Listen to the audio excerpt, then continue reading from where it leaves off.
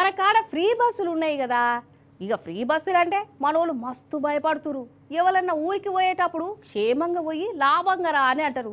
కానీ మన కాడ ఆర్టీసీ బస్సులు ఎక్కేటోళ్ళను ఎట్లా సాగదోలుతున్నారంటే దెబ్బలు తినకుండా పోయి జుట్టు ఊడకుండా రా అని చెప్పే కాడికి వచ్చింది. సూతలేరా ఆగో ఒక అక్క చూడు ఈ బస్సులో ఏం చేసిండ్రో.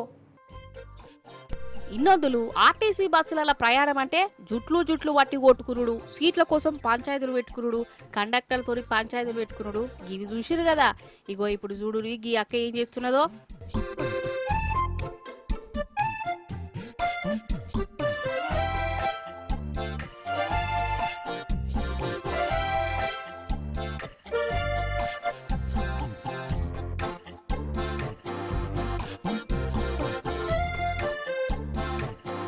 వారేవా, అసలు ఆర్టీసీ బస్సును గిట్ల కూడా వాడుకోవచ్చని ఈ అవ్వనే లోకానికి సాటి చెప్పింది పోరి.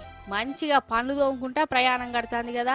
పన్ను దోముడు అయిపోయినాక గిట్టనే బస్సులో పోతుంది కావచ్చు, ఫ్రీ బస్సేనా కదా. అయితే నాగర్ కర్నూలు జిల్లా అచ్చంపేటకు పోతాంది బస్సు. పొద్దుగానే జనాలు ఎక్కువ లేరు. ఈ అవ్వ మంచిగా మూట పట్టుకొని ఎక్కింది. ఇక పుడుసట్టుగా బ్రష్ పేస్ట్ తీసింది. ఇక బస్సునే పండ్లు దోమింది. ఇక ముఖం కూడా బస్సునే కడుగుతుంది కావచ్చు. చాయలు బిస్కెట్లు తినబుద్ది అయితే కూడా బస్సు ఆపమంటది కావచ్చు. అగో గదే మాట అంటున్నది చూడురే.